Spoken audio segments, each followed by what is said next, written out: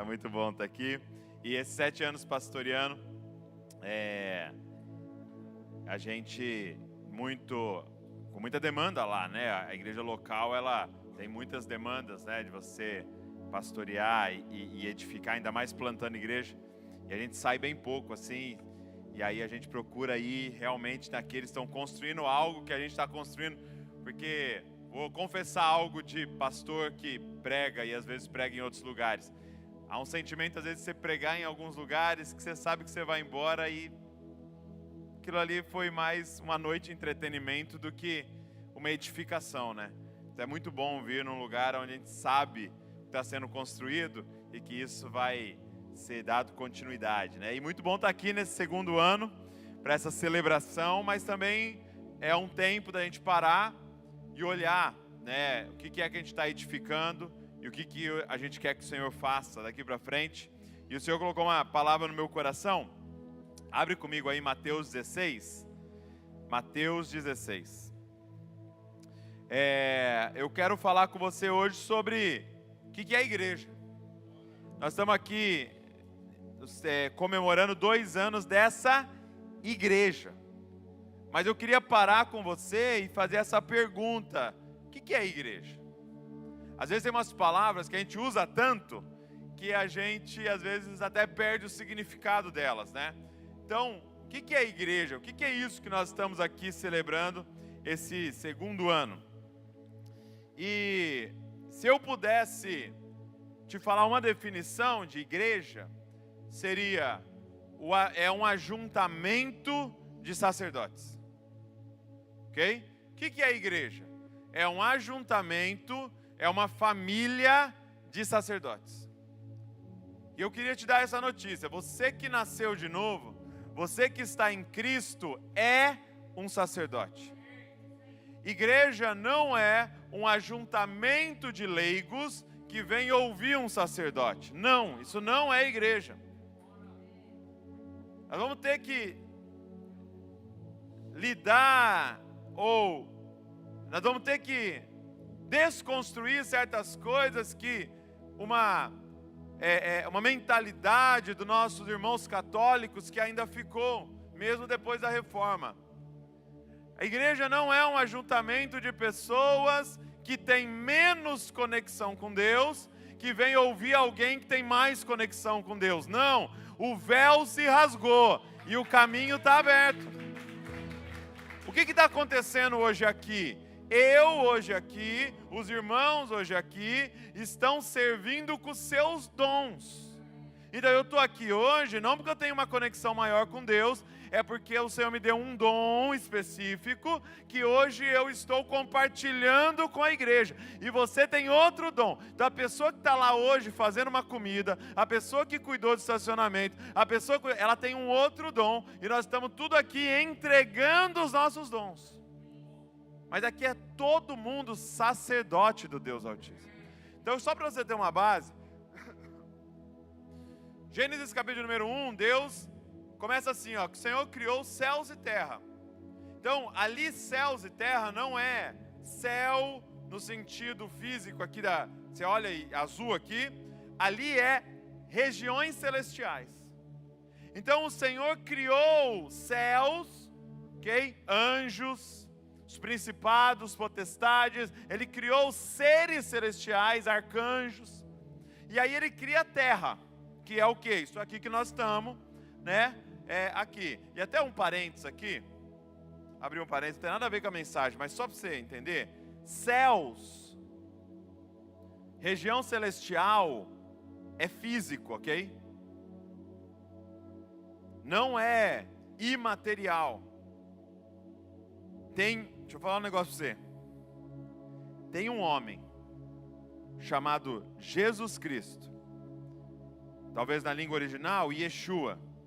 Ele tem 33 anos, ele tem um corpo, ele está sentado num trono físico e ele governa o universo inteiro. Tem um lugar que é uma cidade, que nesse momento está sendo construída, e ela não é feita por mãos de humanos, ela é feita por Deus, chamado Nova Jerusalém. E no final, aí você pode ler Apocalipse 22, essa cidade vai descer em um local que hoje nós chamamos de Israel, que nós chamamos de Jerusalém. Ela vai descer, e lá será a sede do governo do reino de Deus no planeta inteiro. A profecia diz que de todas as nações, os líderes irão para Jerusalém para aprender a lei, e a lei de Deus será a lei do planeta. Então, é mais real do que a gente imagina. Então, de novo, voltando, ele tem céus e terra, ok? Então você tem anjos, você tem os arcanjos, você tem tudo que é celestial, que a Bíblia fala algumas coisas para nós, como por exemplo, Isaías viu a sala do trono. Então você tem regiões celestiais e você tem terra. Na terra ele faz árvores, ele faz as montanhas, ele faz os animais, ele faz peixes, ele faz a água, ele faz tudo o que a gente conhece, ok? Nesses 6 dias. No 6º dia, ele vai criar um ser, que somos nós. Ele vai criar esse ser, e a Bíblia diz que ele faz esse ser da terra. Ele faz esse ser com matéria, aqui ó, terra, ok? Com os átomos, ele nos fez. Só que ele nos faz de terra e sopra o céu em nós. Então o que é o ser humano? O ser humano é esse ser que vive nessa intersecção, aonde ele toca a terra e comunica com o céu. É um ser que tem espírito para poder estar diante do Senhor, mas tem corpo para estar diante da criação. Quem está entendendo, gente? Isso é sacerdote. Éden não era simplesmente um jardim. Éden era um santuário. E o Senhor coloca um casal de sacerdotes no Éden para administrar o seu santuário. Então eles tinham contato com Deus na viração do dia e contato com a criação durante o resto do tempo. Então presta atenção. O que sacerdote faz? Sacerdote, ele está diante de Deus para representar os homens. E ele está diante dos homens para representar Deus. Quem está entendendo, gente? Então nós aqui somos um ajuntamento de sacerdotes. Então a gente vai estar alguns períodos diante do trono dizendo: Senhor, eu estou aqui para representar Orlando. Senhor, vem sobre essa cidade. Senhor, vem sobre a Flórida. Senhor, eu estou aqui para representar minha família. Senhor, eu sou um representante da família de Zascope, da Igreja do Amor. Senhor, toca naquele povo. Então nosso papel é interceder. E aí durante o resto do tempo, nós estamos diante de Orlando. Dizendo: vocês precisam conhecer o meu Senhor. Então nós vivemos nessa intersecção entre céus e terra.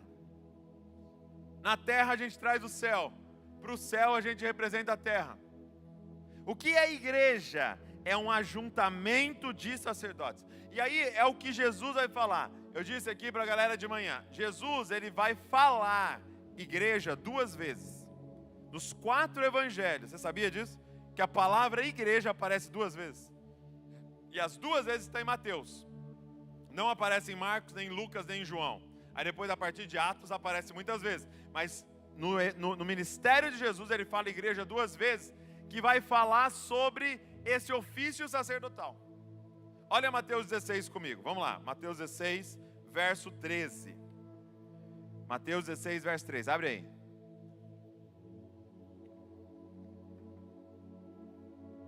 Mateus 16, verso 13, diz assim, olha. Quem achou, diga: eu amo a Bíblia. Quem não achou, diga: eu também. Mateus 16, verso 13, vamos lá. Diz assim, ó, indo Jesus para a região de Cesareia de Filipe, perguntou a seus discípulos: quem os outros dizem que é o Filho do Homem? Então ele está fazendo uma pesquisa, né? Quem que eles dizem que eu sou? E eles responderam: uns dizem que é João Batista, outros dizem que é Elias, outros dizem que é Jeremias, ou um dos profetas. Então o povo estava dizendo, basicamente a resposta era: esse homem é um profeta. E aí eles falaram, João Batista, provavelmente por causa da pregação, né? Arrependam-se, creiam no reino de Deus. O reino de Deus está vindo. Outros falavam que era Elias, muito provável por causa do sobrenatural, por causa dos milagres. Outros falavam que era Jeremias, muito provável porque ele confrontava a liderança corrupta de Israel. E é interessante, são todas respostas bíblicas, mas estava certo? Não. Porque não adianta só saber a letra. Nós temos que ter os olhos abertos para saber quem é Ele. E aí ele continua, ele vira a pergunta, né? E vocês, quem vocês dizem que eu sou? Verso 16, respondendo, Simão Pedro disse, o Senhor é o Cristo, o Filho do Deus vivo. Então Jesus lhe afirmou, bem-aventurado é você, Simão, filho de Jonas, porque não foi carne e sangue que revelaram isso a você, mas o meu Pai que está nos céus. Então Jesus fala assim, ei Pedro, você acertou. E qual é a resposta de Pedro? Tu és o Cristo, o Filho do Deus vivo. Talvez eu e você, por sermos gentios do Ocidente, a gente não tenha noção dessa resposta. O que Pedro estava declarando, e que muitos ficaram com medo de declarar, tu és o Cristo. Cristo é a palavra Messias. Messias em hebraico, Cristo em grego. Ele estava dizendo, tu és o Messias aguardado. Para você entender o que Pedro estava respondendo, ele não estava dizendo, porque o povo estava dizendo, esse cara é um profeta, é inegável que Deus está com ele, é inegável que ele é um homem de Deus, mas Pedro está dizendo, não, ele não é um profeta, ele é o cumprimento de todas as profecias. Elias estava apontando para ele, Jeremias estava apontando para ele, Isaías estava falando sobre ele, é ele que nós estávamos aguardando, o Messias, a salvação, o rei de Israel, o filho de Davi, que sentaria no trono eternamente, chegou e está diante de nós. É essa a declaração de Pedro. Só que para piorar, ele não está dizendo só ele é o Messias, ele fala, Filho do Deus vivo. O que significa você dizer aqui nesse contexto que alguém era filho de alguém, era você dizer, você é igual ao Pai. Ou seja, Pedro estava declarando, tu és o Messias, e tem mais, você é Deus.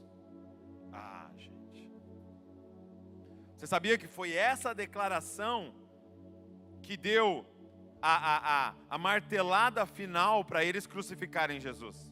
É quando o sacerdote pergunta, você é o Filho de Deus? Ele fala, eu sou. Aí eles rasgam as vestes e falam, blasfêmia, ele está dizendo que é igual a Deus, vamos matar ele.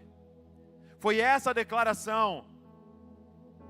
Pedro está dizendo, quando eu olho para você, eu vejo Deus. E aí qual é a continuação? Jesus vai dizer, então Jesus lhe afirmou, bem-aventurado é você, Jonas, Pedro Bar Jonas, que é filho de Jonas, porque não foi carne ou sangue que revelaram isso a você. O que Jesus está dizendo é, ninguém crê que Ele é Deus, ninguém enxerga a beleza de Cristo Jesus, se não for o Pai abrindo os nossos olhos. Então que os seus olhos sejam abertos aqui nessa noite, que as escamas caiam dos nossos olhos, para a gente poder contemplar a beleza de Deus em Cristo Jesus. E aí ele diz assim, também eu lhe digo que você é Pedro, e sobre essa pedra edificarei a minha igreja, e as portas do inferno não prevalecerão contra ela. O que Jesus está dizendo? Presta atenção agora. O que é igreja? Igreja é essa família fundamentada sobre essa revelação. Ele faz um jogo de palavras, Jesus, no original, você é Pedro, que significa fragmento de pedra, e ele fala, mas é sobre essa rocha que eu vou edificar minha igreja. Qual é essa rocha? A revelação que Pedro acabou de declarar. A igreja, gente, o O que é a igreja? É um ajuntamento de sacerdotes que tiveram os olhos abertos para voltar para a presença de Deus. É um ajuntamento de pessoas que tiveram os olhos abertos para contemplar a beleza de Cristo Jesus. O que nós estamos fazendo hoje aqui, gente? Nós não viemos aqui para Deus nos abençoar. Isso aí é a cereja do bolo. Nós viemos aqui porque a bênção de Deus foi revelada a nós, Cristo Jesus. Nós viemos aqui para nos reunir ao redor da presença de Deus e com cânticos, poesias e melodias levantarmos o nome dEle acima de todo nome, porque Ele é digno da nossa adoração. Nós viemos aqui porque nós somos sacerdotes. E é isso que sacerdote faz. Todo dia. Sacerdote, todo dia, olha para Ele. Todo dia está diante dEle. Por quê? Por que nós temos que olhar para Jesus, gente? Número 1, primeira coisa, porque você foi criado para isso. Essa é a nossa identidade, sacerdotes do Deus Altíssimo. Nós fomos criados para isso. Deixa eu te contar uma coisa. Você não vai encontrar plenitude enquanto você não for viver o que você nasceu para viver, estar diante do Senhor. Quando Deus entra naquele jardim, depois do homem ter comido do fruto proibido e pecado, Ele faz uma pergunta: cadê você, Adão? Deixa eu te explicar essa pergunta. Ele está dizendo: cadê você que está fora da posição para a qual eu te criei? Qual posição, amado? Diante dEle. Você nasceu para estar olhando para Ele. Você nasceu para essa beleza. E quando você sai dessa posição, você vai ficar procurando outros deuses, você vai ficar procurando outras belezas para você colocar os seus olhos. Você vai ficar tentando se satisfazer nessas múltiplas coisas. Aí você acha que é carro, aí você acha que é trabalho, aí você acha que é mulher, aí você acha que é dinheiro, aí você acha que é diploma. Não é nada disso. Continua procurando e você vai se sentir mais vazio cada vez, porque você foi criado para estar diante dEle, olhando, contemplando Ele e estando completamente fascinado por Ele. Nasceu para isso, e você vai continuar correndo, e você vai continuar procurando, mas é Ele, é dEle que você precisa, a ponto de Paulo declarar: eu fui circuncidado o 8º dia, fariseu, pedigree, estudei aos pés de Gamaliel, mas o dia em que eu estava indo no caminho de Damasco, e Ele apareceu para mim, amados, eu considero tudo como esterco, comparado à beleza de Cristo que foi revelada a mim. Eu estou fascinado, não tem outra coisa. Você nasceu para isso, esse é o primeiro motivo. Mas deixa eu te falar uma segunda coisa, por que nós temos como igreja que olhar para Ele? Porque quando você olhar para Ele, quando você olhar para Cristo, uma coisa vai acontecer: você vai compreender quem você é. Você vai entender quem nós somos. E é por isso que quando a gente olha para Ele, Paulo vai dizer em 2 Coríntios 3, que nós somos transformados de glória em glória à imagem dEle. Eu preciso dizer uma coisa nessa noite. Só existiu um homem normal: Cristo. Todos nós somos anormais. Normal não é o que a maioria está fazendo. Presta atenção no que eu vou falar. Então, por exemplo, todo mundo conta uma mentirinha. Então a gente pode pensar: se todo mundo conta uma mentirinha, então é normal contar uma mentirinha. Todo mundo aqui tem raiva às vezes, fica irado e fala o que não deveria. Então é normal ter raiva e falar o que não deveria. Todo mundo aqui, então é normal. Não. O termo normal não é o que a maioria está fazendo. O termo normal é qual foi o plano original ao criar aquele ser. Então Jesus vem e encarnou e viveu entre nós e não viveu uma vida sobrenatural, viveu uma vida normal, para deixar para nós uma norma. Ou seja, tudo que eu e você estamos vivendo, que está fora do que Jesus viveu, é anormal, porque aquilo ali era um ser humano normal. O pecado nos deformou. Então, por exemplo, perdoar é o normal. Dar a outra face é o normal. Ser generoso é o normal. Abençoar é o normal. Honrar pai e mãe é normal. Tanto que é tão interessante porque Jesus é a lei encarnada. Então a lei, amados, não é aquilo que eu preciso obedecer para entrar no céu. Olha aqui que doideira. Céu para nós virou um destino. Não, eu vou para o céu. Não, mas ninguém vai para o céu. Céu só se volta para lá. Por quê? Porque céu não é destino, céu é origem. Então o que é a lei? Não é o que eu faço para ir para o céu. A lei é o que eu faço porque sou do céu. A lei é a descrição da natureza de pessoas celestiais. Então vou exemplificar para você. Latir e levantar uma perninha para fazer xixi não é o que um bicho tem que fazer para virar cachorro. É o que naturalmente um cachorro faz, porque está no DNA dele. Então quando está escrito aqui, para você amar o próximo como a ti mesmo, não é o que você faz para virar filho de Deus, é a descrição da natureza de um filho de Deus. Ele ama o próximo como a ele mesmo. Quem está entendendo o que eu estou falando aqui? Então é por isso que a gente precisa olhar para Cristo. O que é a igreja? É esse ajuntamento de pessoas que estão todo mundo num compromisso. Olhar para Ele e ser transformado à imagem dEle. Porque quando eu olho para Ele, eu descubro quem eu sou. É por isso que você continua lendo esse texto aqui de Mateus 16, ele vai falar, quem quiser ser meu discípulo, faz o quê? Pega uma cruz. Por quê? Porque eu pego uma cruz. E você nasceu para fazer o quê? Pegar uma cruz. Negue-se a si mesmo. Por quê? Porque eu nego a mim mesmo. É isso que filho de Deus faz.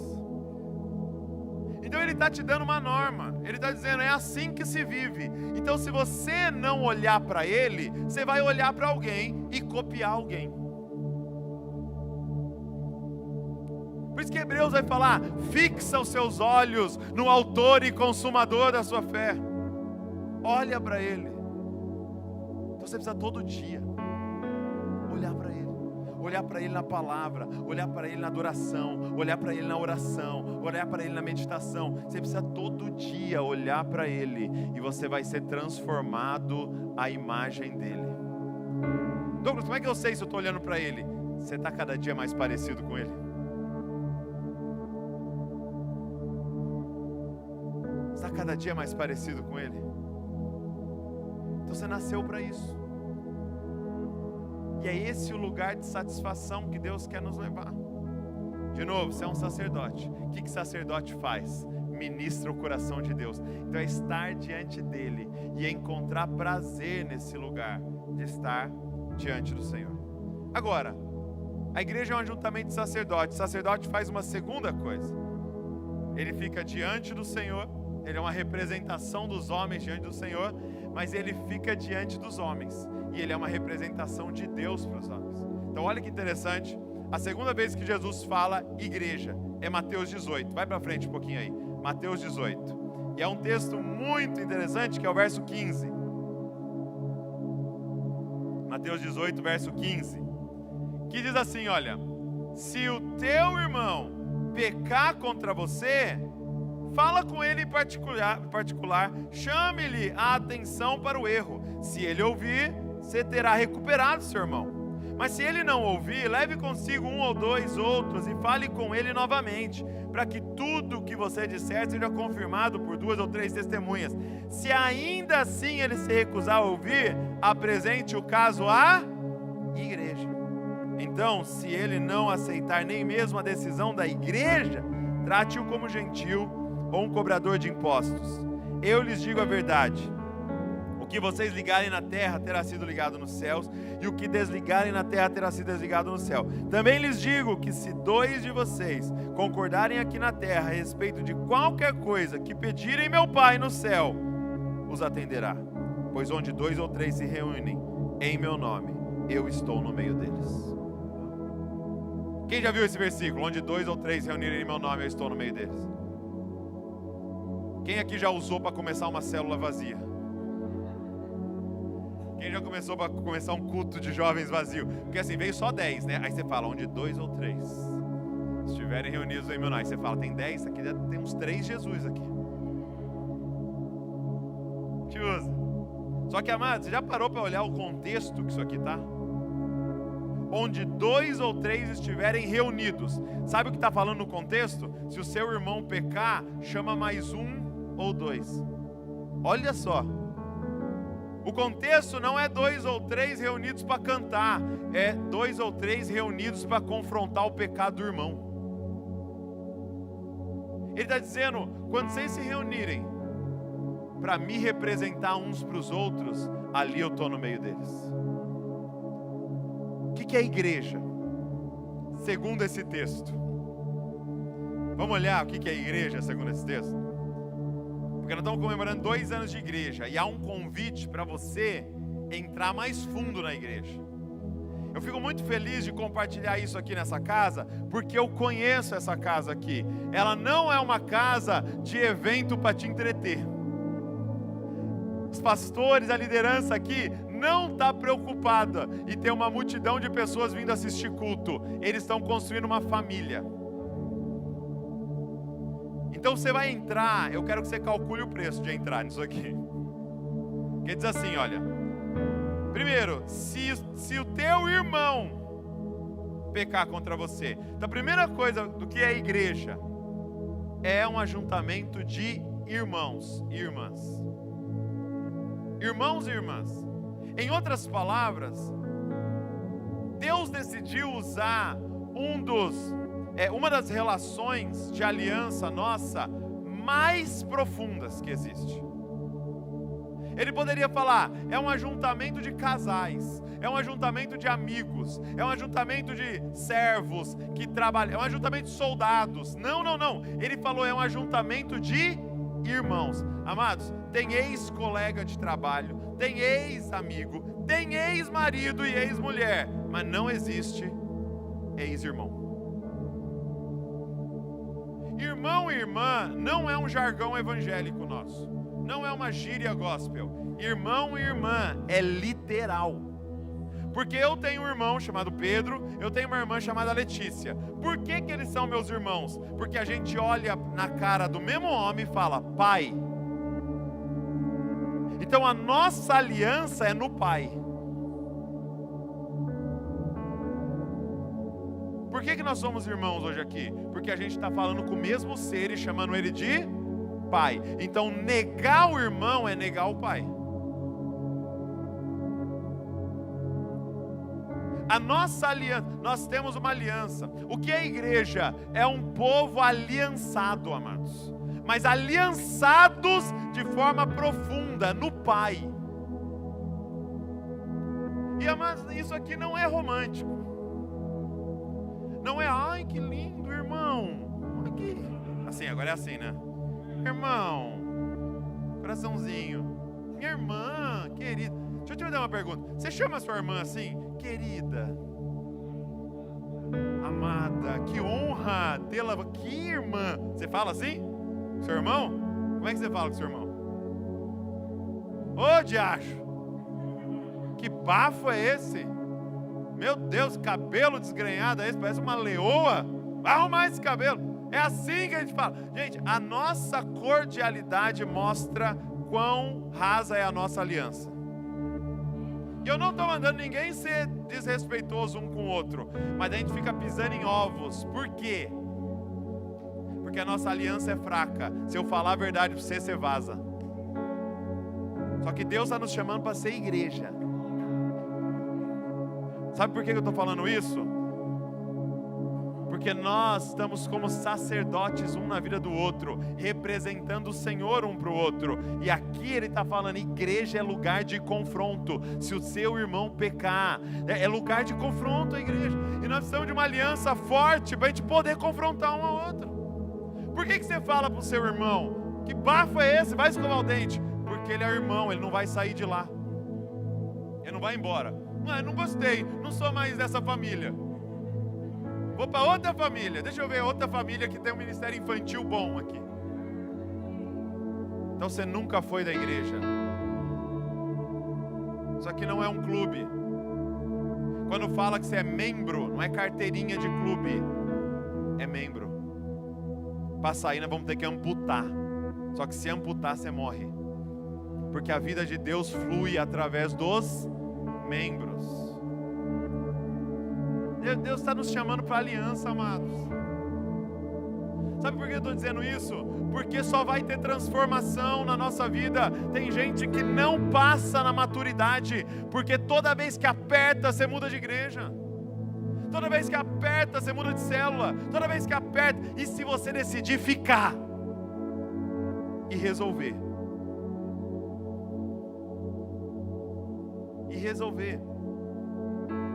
Porque você fala assim, por exemplo, a gente fala assim, nossa, eu não vou com a cara do fulano. Não olha pro lado agora. Pra frente, olha pra mim. Não suporto eu não suporto ela. Aí tem até um termo lá de fora, né? O santo não bate. Amiga, não sei o que é. Não vou com a cara. Eu não posso nem ver stories que eu peco. Já falamos isso, todo mundo já falou isso. Por quê? Porque aquela pessoa é tratamento de Deus na sua vida. É a pessoa que você deveria marcar um café essa semana. Por quê?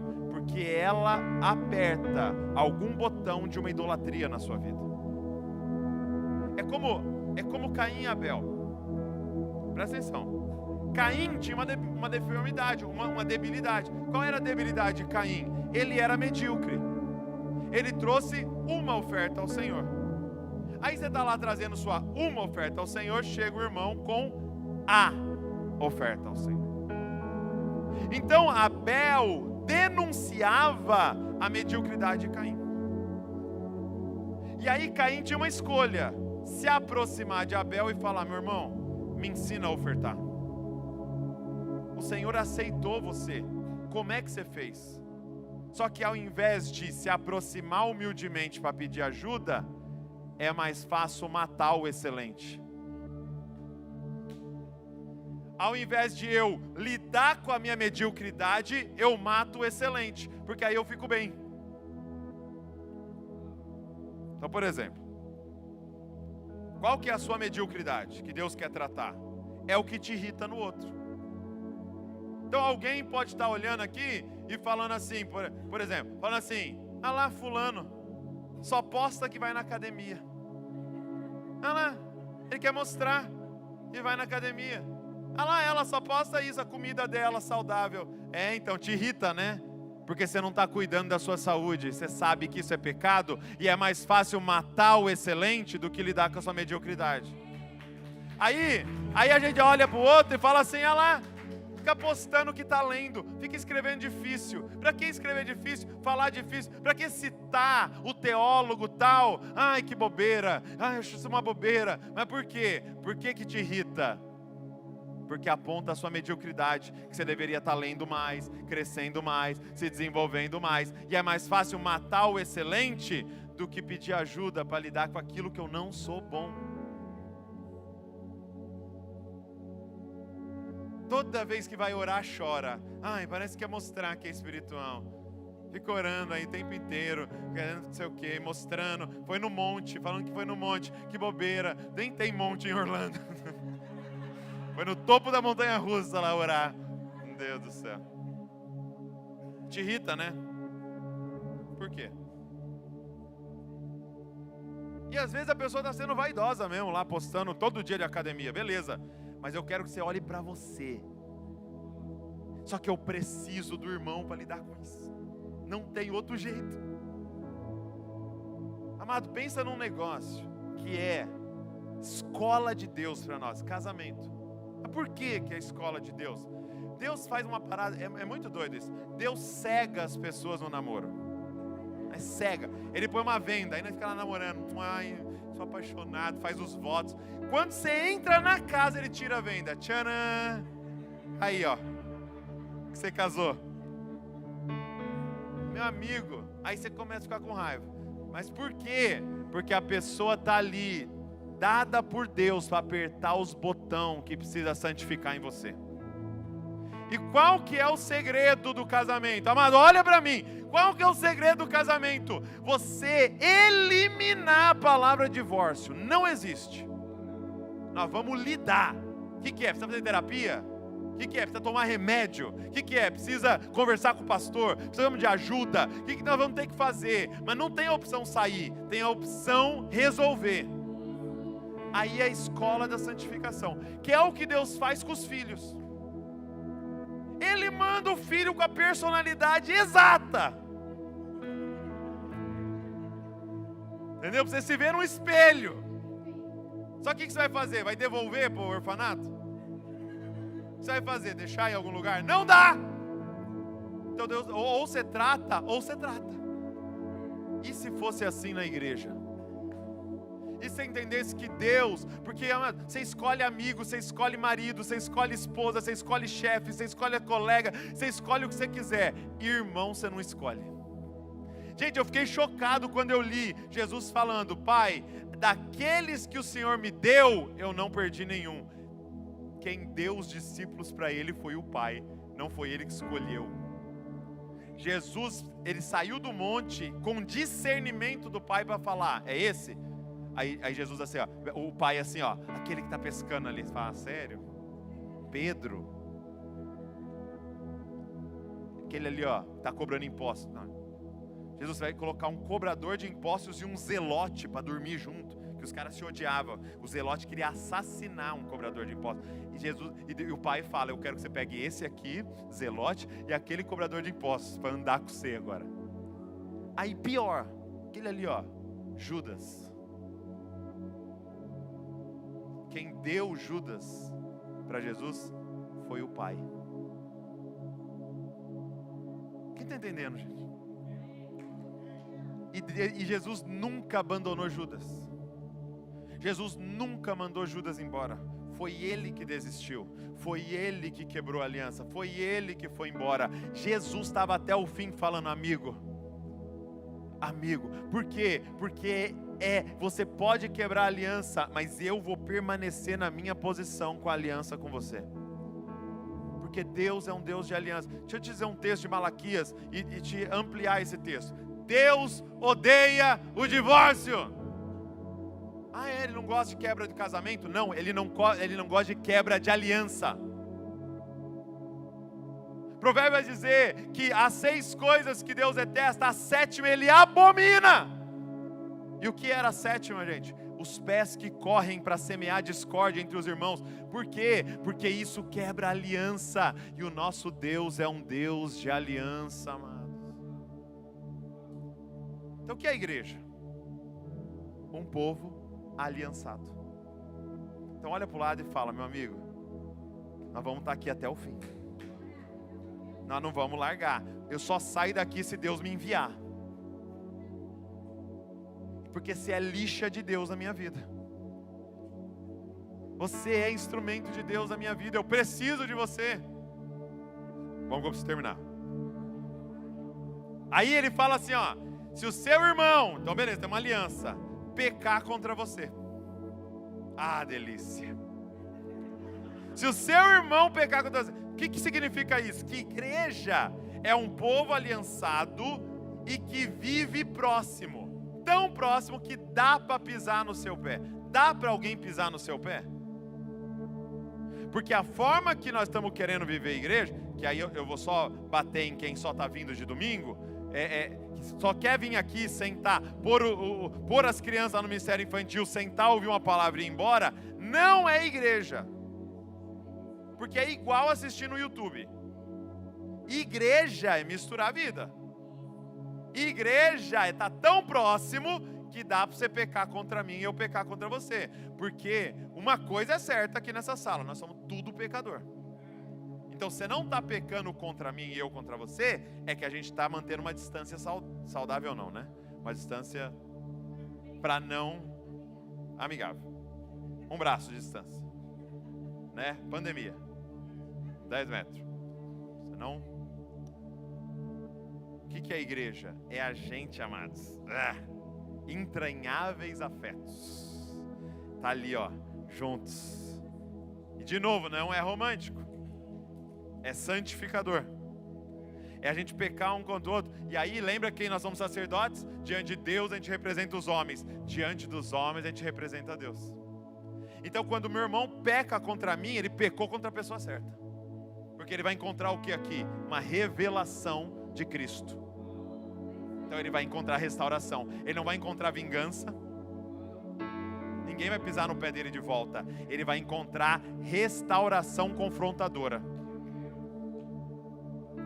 Então se for pecar contra alguém, peca contra nós. Não vai lá fora não, porque eles vão se vingar. Faz aqui dentro, porque aí nós vamos restaurar. Então, amados, é a gente estar próximo. E o que significa isso de forma muito prática? Muito prática. Vamos na casa um do outro. Vamos na casa. Vamos ver um combinado aqui, né? Não vamos mais em restaurante? E cafés? Vamos em casa. Porque casa, ela tem uma parada na casa. Casa, amado, ela tem um negócio lá pra gente misturar a vida. A gente precisa sentar no sofá um do outro. A gente precisa passar tempo junto. Que nem eu tô viajando aqui com 2 casais da igreja, nós vamos ficar um mês junto. Eu quero ver vocês me enganar um mês. Eu vou ver alguma coisa nesse um mês. Só que eles vão ver também. Esses dias eu viajei um mês com um casal. Aí o Davi, meu filho, desobedeceu. Eu falei, ó, se chegar em casa vai apanhar. Aí chegou em casa, né? E as paredes aqui é tudo fina. Chamei no quarto e a Val, não, os caras vão ouvir. Eu falei, tem que ouvir mesmo. E deu umas palmadinhas na bunda dele lá, chorando.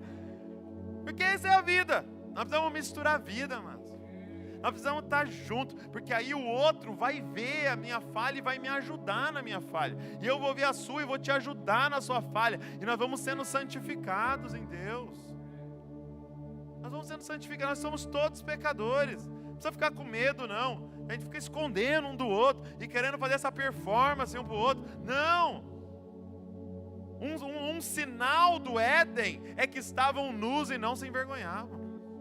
Porque a gente vai ajudar um ao outro. Nós não vamos rejeitar um ao outro, mas porque a gente tem uma aliança. Uma aliança de poder estar próximo, vivendo perto. Então, de novo, leva para sua casa. Ai, mas como é que eu vou levar para casa? Vai sujar, então. Mas tem que sujar.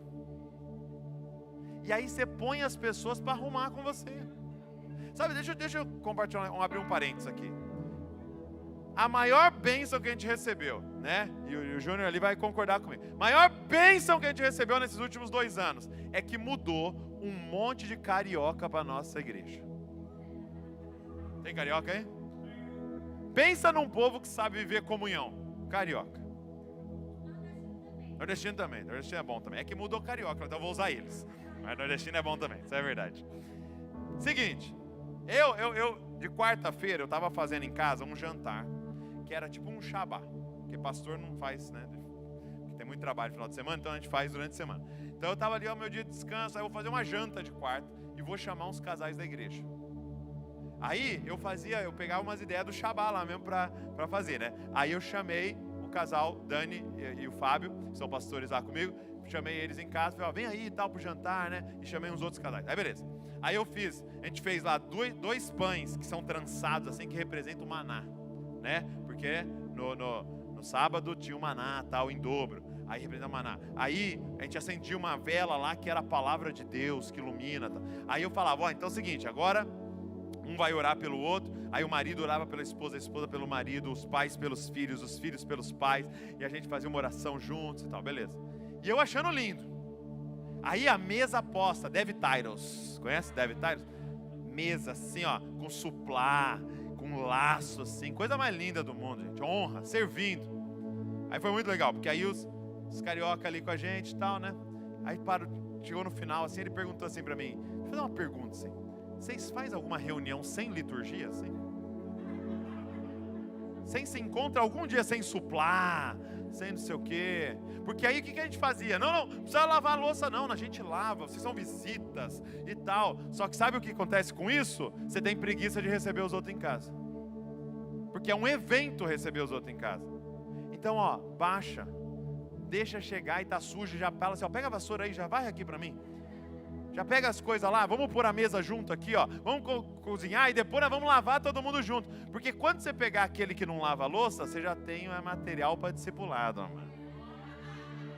Quando o cara vai e nunca leva comida e come a comida de todo mundo, você já tem ali para chamar na chincha e falar, vem aqui. Você não traz nada, não? Você só come? Por exemplo, a nossa igreja caseira tem um momento de orar. Então nós estamos ali, ó. E vamos lá, vamos orar. Cada um ora. Aí tem uns caras que nunca oram. Já chama. Vem aqui. Você não ora? Porque se você não ora aqui, significa que você não ora na sua casa. Vamos compartilhar da palavra. Você nunca tem uma palavra? Deus nunca fala com você? O que está acontecendo? Você está tendo sacerdócio? Você está diante de Deus? Quem está entendendo? Aí o filho não fica parado na reunião. Então se ele não fica parado na reunião, ele não fica parado na vida.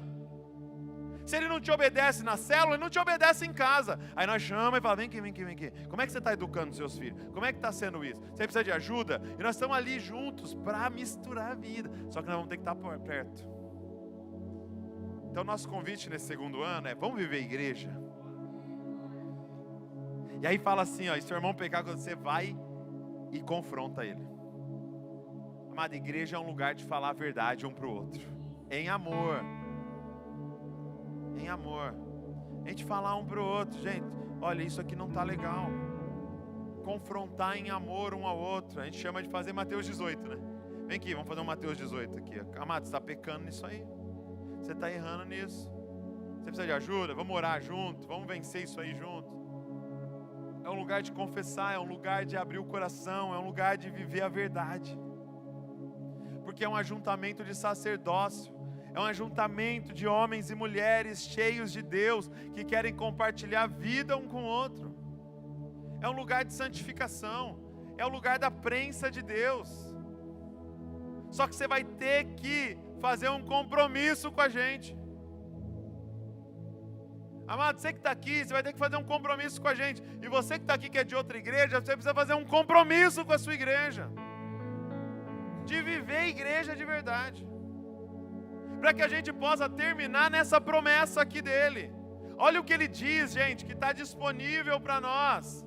Também lhes digo que se 2 de vocês concordarem na terra a respeito de qualquer coisa. Gente, quando eu estava lendo isso, quando 2 de vocês concordarem na terra a respeito de qualquer coisa, meu Pai no céu vai atender.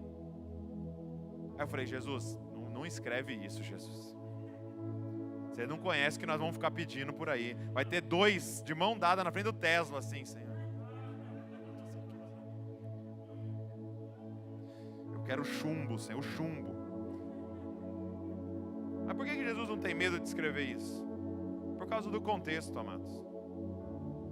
Se você estiver vivendo igreja, Se você estiver misturando vida, só tem um jeito de viver igreja aliançada, é cheio do Espírito Santo. Você não vai ficar pedindo bobeira, você vai estar diante do Senhor, diante do Pai, em concordância, dizendo: Senhor, manda um avivamento sobre Orlando, manda um avivamento sobre a Flórida. Senhor, nós queremos ver justiça do Senhor acontecendo. Senhor, toca no nosso governo. Senhor, faz um milagre. Senhor, salva pessoas, porque pessoa vivendo em igreja tem o coração de Deus.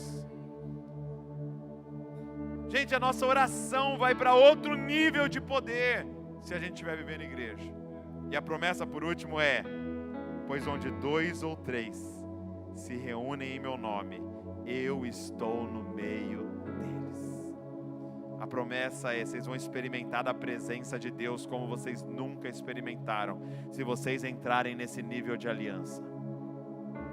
Eu quero profetizar sobre essa casa, que um povo de aliança se levantará sobre Orlando, que essa casa vai levantar uma bandeira do que é ser igreja para os Estados Unidos. Eu quero declarar que americanos, líderes vão vir aqui para poder aprender como viver a parte horizontal da igreja, como viver família de verdade, como viver um povo aliançado tocando uma cidade. Nós queremos profetizar que nos próximos anos a presença de Deus vai aumentar nesse lugar, porque esse povo é falando a mesma língua, concordando neste lugar. Senhor, eu te peço que o Senhor possa nos santificar através dos nossos irmãos. Senhor, nós queremos ser um povo de aliança, como o Senhor é um Deus de aliança, Pai. Que nós possamos expressar quem Tu és. Senhor, eu te peço, fica de pé comigo nesse lugar. Senhor, nós queremos te pedir, tira as escamas dos olhos daqueles que ainda não te viram, Senhor. Abre os olhos daqueles que ainda não tiveram um encontro pessoal contigo, aqueles que ainda não tiveram uma revelação do Cristo. Senhor, abre os olhos deles, Pai. O Senhor disse para Pedro que é só a revelação do Pai que faz isso acontecer. Então, Pai, o Senhor pode tocar nos nossos olhos aqui, Senhor. Oh, Deus! O Senhor pode tocar nos nossos olhos aqui hoje, Senhor. O Senhor pode abrir os nossos olhos para a gente enxergar a beleza de Deus em Cristo Jesus. Coloca a mão no ombro da pessoa ao seu lado, começa a interceder por ele. Senhor, aumenta a visão dele, aumenta a visão dela, Senhor. Ei, aumenta a nossa visão, nos faz satisfeitos em Ti, Senhor. Ensina-nos a estar diante de Ti todos os dias. Ensina-nos a Te ver na palavra. Senhor, essa igreja está lendo a Bíblia inteira esse ano. Que eles encontrem o Cristo em cada página, Senhor. Que eles Te conheçam mais e mais e estejam fascinados por quem Tu és. Oh! Senhor, nós queremos ser sacerdotes do Deus Altíssimo. Sacerdotes do Deus Altíssimo. Senhor, que a gente possa ser a revelação de Cristo um para o outro, Senhor. Pai, eu te peço que a Tua presença se manifeste em cada célula, em cada casa aqui, Senhor. Quando eles se reunirem, que o Senhor comece a tocar, Pai, tocar as ruas, tocar os bairros, Pai. Milagres começam a acontecer dentro das casas, Pai. Leva-nos a esse lugar de viver igreja, Senhor.